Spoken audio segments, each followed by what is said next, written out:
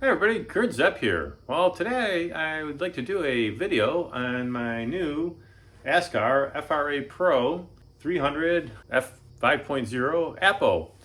Now, I've actually had this for quite a while now, 6 months, maybe longer, and I've only started using it about a couple months ago. I've been really busy. So before I get into it, this is a review. However, Askar didn't give me any money for this. I actually bought this, so I better like it. No, I already purchased this, so it's too late if I don't like it. But I'm going to compare this to my Canon 200mm lens. It's not a direct comparison, and I did not get this necessarily to replace this Canon. I purchased this because I'm eventually going to just do more work with a wider field of view, or I'd like to, and in fact I might retire sometime soon. And I may not live here, and I may have to do a lot of takedown and setup of my Astro stuff. So I'm gonna need something more compact than my normal telescopes that I have been using.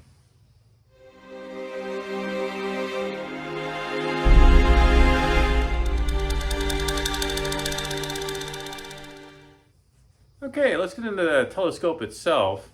The FRA stands for Flat Field Refractor Astrograph, and an astrograph is a telescope designed specifically for astrophotography as opposed to visual use.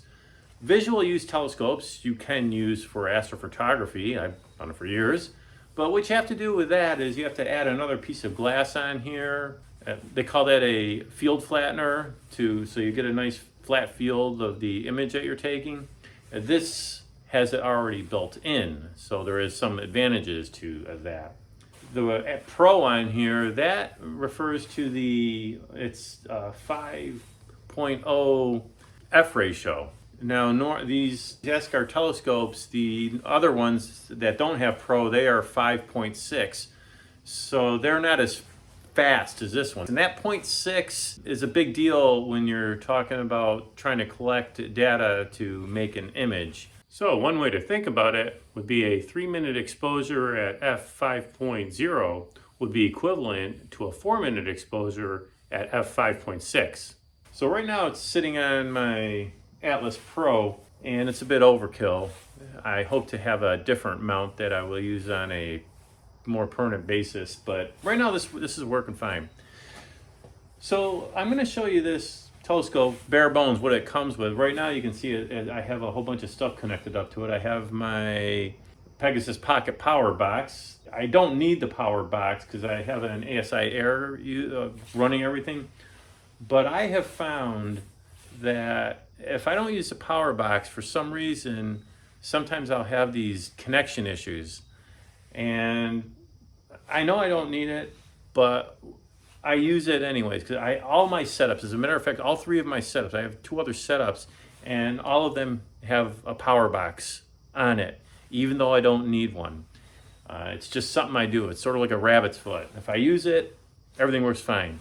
They're about 240 bucks, these power boxes, and I think they're worth it. So anyway, so I've got that connected up. I've got my ASI Air that I just mentioned. I do have a guide scope on here. And I've got my camera, which is currently I'm using the ZWO ASI 2600 MC Pro. And I've actually have a ZWO filter drawer.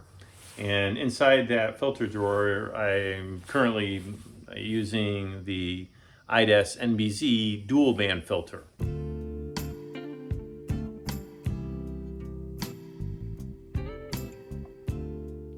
All right, I'm going to take everything off so you can actually see what it actually comes with. Okay, here it is with everything taken off except the camera and the filter drawer. I don't want to take that off because I don't want to redo flats or anything. But anyways, everything else it comes with. It comes with this top adapter that can be used as a handle to pick it up and down, and it also holds my guide scope. That was the ASI mini guide scope. And it also comes with a Cinta style shoe to hold whatever you want. You can hold, I had my guide scope up here, so I was using that to hold my ASI Air. I did purchase another one, another Cinta shoe that I got for like, you know, $10 or $15, and that screwed right into it, and that is what I use to hold my Pegasus power box. It comes with a 1-foot bar here, and this it's very handy, so you can slide it up and down so you can get proper balance. And the whole thing weighs about 3.4 kilograms.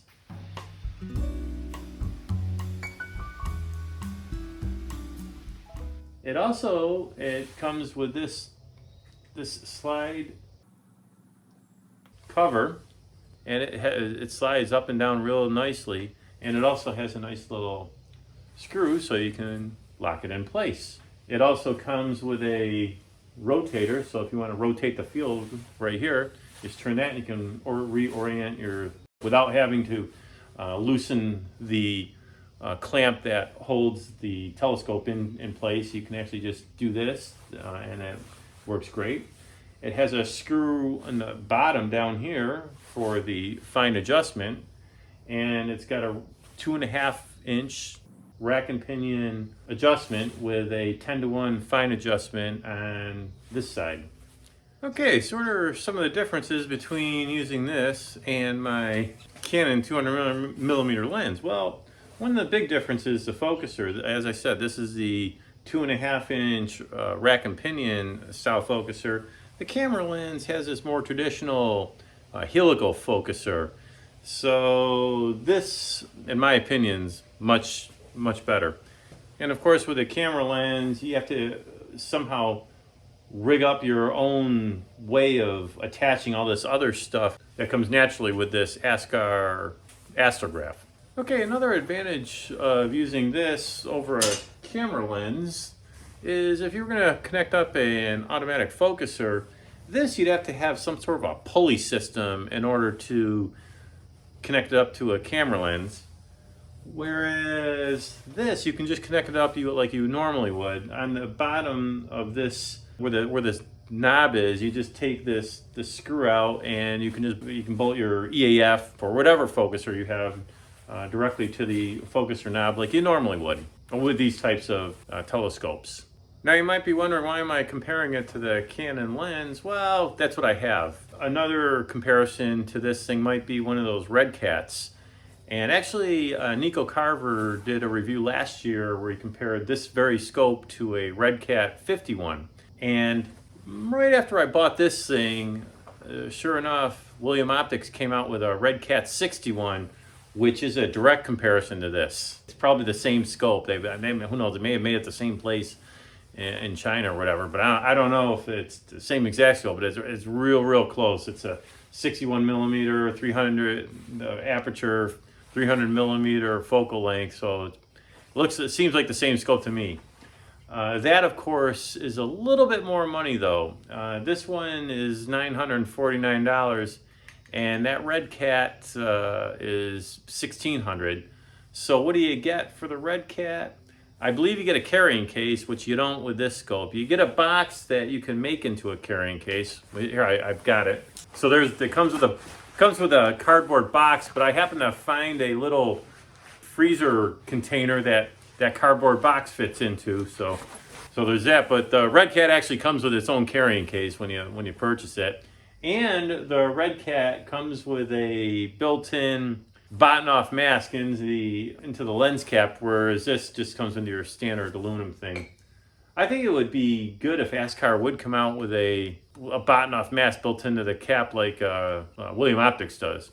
But is it worth the other $600? I don't know about that, but who knows. And I don't know if the RedCat comes with the bar like this one does. That might be an extra additional price. So anyways, what did I do for my comparison between this and my Canon?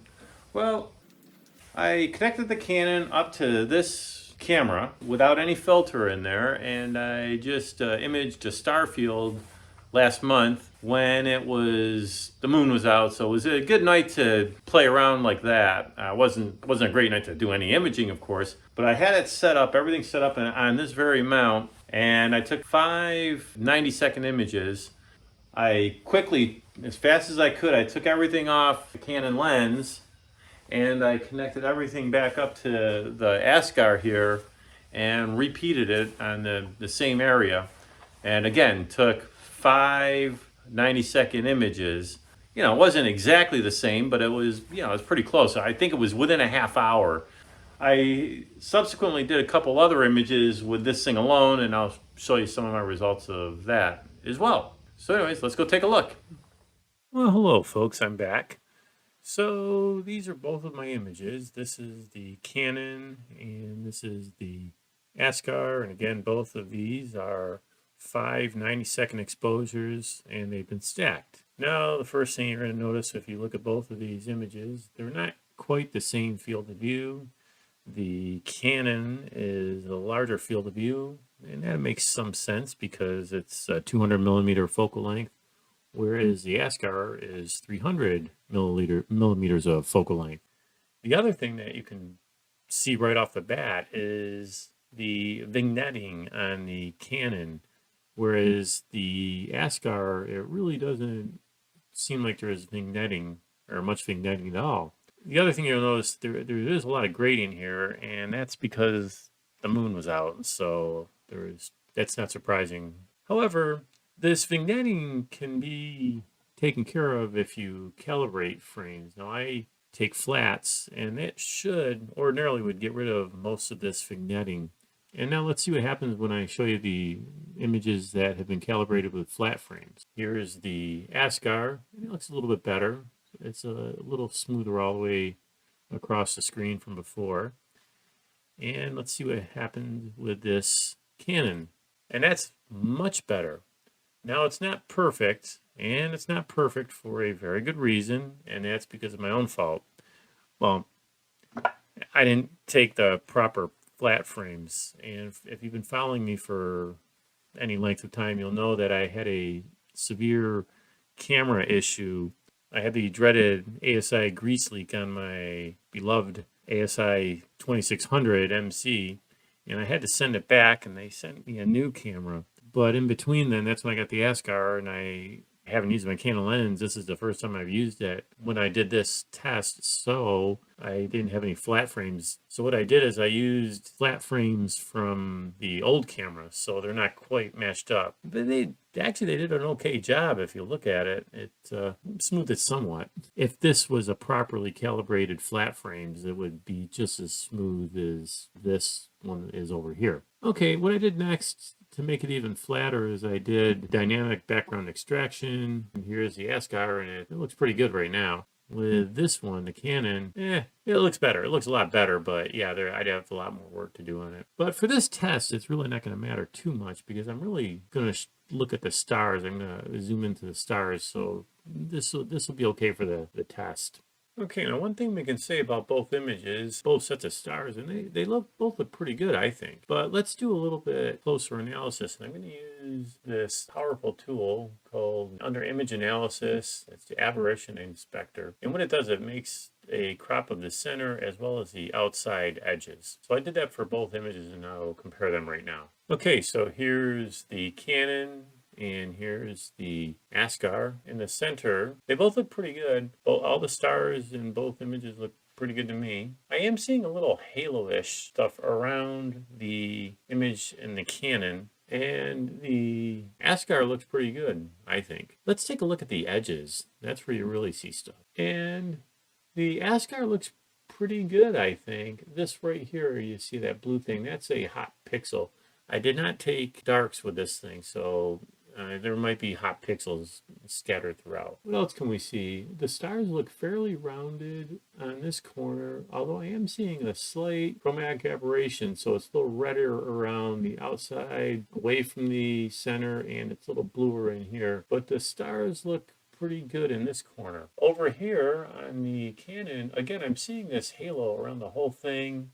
I'm not seeing much chromatic aberration on this, maybe a little bit. But the stars look a little bit oblong, or more oblong than they do on the Askar. Let's come down here and look at the bottom corner. This time the stars, I'm seeing more of a, not quite round, they sort of have a slight oblong look. Now, again, this is livable for me. You're not going to really see this unless you do some pixel peeping, because this is really zoomed in. And again, I am seeing that slight chromatic aberration, but it's not really bad at all. I mean, you got to really look to see it. On the Canon, the stars look even worse. So they're definitely, and I am seeing chromatic aberration on the Canon. But yeah, the stars are not looking so hot in that corner, and I'm seeing that halo around all the stars. Let's go into the left corner, bottom corner. Actually, the Canon here looks not too bad right now for what I'm seeing. I don't see that halo around the any of the stars that I did on the other side. And on the Askar, these stars don't look too bad. They look a little bit better, but they are still a little bit oblong here, and I'm still seeing some of that chromatic aberration. Not much, not that great, nothing to cry about. It's there. I just wanted to mention it. And let's do the last corner. Hey, this looks pretty good. Here's a really large star with the Askar, and that looks pretty good. And that's nice and rounded. And this looks pretty rounded. Although, again, I am still seeing that slight chromatic aberration, but the stars look more round up on this corner. And that's the same for this Canon, too. The Canon stars look a little bit better in this corner. And I'm not seeing much in the way of chromatic aberration, maybe a little bit. All right, let's go back and take a look at the overall images again. Well, both images, in my opinion, look pretty good. Like I said, I'm very happy with what I'm seeing here. And just if you're looking at the total outward effect, you don't see any of that chromatic aberration. The stars look really round. I do think the stars look a bit better on the Askar. And in fact, they look a lot better than they do on the. I'm just looking at how I've got this one quadrant here, and the stars they just look a lot better to me on the Askar image than they do on the Canon. So. Okay, well, folks, I figured I'd show you my first completed image. I was so concerned about showing you the stars and doing the comparison that I actually completed an image. So this is the Elephant Trunk Nebula, and on the left-hand side right here, this is 7 hours of data using the NBZ filter, and on the right-hand side, this is 2 hours of just no filter. So this is just plain old color, and I use this for the stars. So they look pretty good, both of these images, and you can see I collected a lot of nebulosity, good definition. I am very impressed with this telescope as far as nebula collection. Look at that. It looks absolutely gorgeous. And this is no processing done. This is just stacking and background extraction. And if I scroll in, you can see the stars. This is the left corner, bottom corner. Excuse me, that was the right corner. This is the left corner. This is the left bottom. And this is the left top. And I think they look absolutely gorgeous. I'm really impressed with this nebulosity that I captured. And let's take a look at the RGB stars, the color stars. And I actually captured a lot of the nebulosity in here. Of course, this is a garnet star. Let me take a look at that. That's a beautiful star. It's a carbon star. And let's take a look at the corner over here. The top left, the top right, bottom left, bottom right. And again, these stars look a lot better in this than they ever did when I collected data using my Canon. Let's take a look at just the plain old nebulosity. So this is after I did star removal when I was doing my processing, and after I did enhance the colors. And look at this. It's gorgeous. Here's the elephant trunk itself, and I just captured a lot of data. It has a nice 3D effect. Gorgeous. I can just stand around and just look, or I can just look at this image over and over again. It looks absolutely gorgeous. And down at the bottom here, all these black areas here, that's actually called Bach globules. And what they are is just areas of intense star formation. This blackness is actually caused from dust, and it's just congregating together, and this is where star formation occurs. So anyways, this is the overall nebulosity with stars removed. And if I Here's my final image after I blended the RGB stars and did some star reduction back. Okay, well, that's all I have for you, folks. I hope you enjoyed this little comparison. I just wanted to show you my new toy and how it stacks up to the camera lens that I have been using. All right, for some final thoughts. First, the Askar. The stars in the center appear very well shaped and have good color distribution. The edge stars look really good in full field, but some show a slight elongation and very minor chromatic aberration. This is not an issue for me, and you must be highly magnified to notice this. Also may be due to camera tilt. The nebulosity was incredible and the sharp detail was outstanding. For the Canon, well, there really wasn't much of a comparison. The Askar was way better in every way. I hope you enjoyed this. Thanks for watching, and we'll see you next time.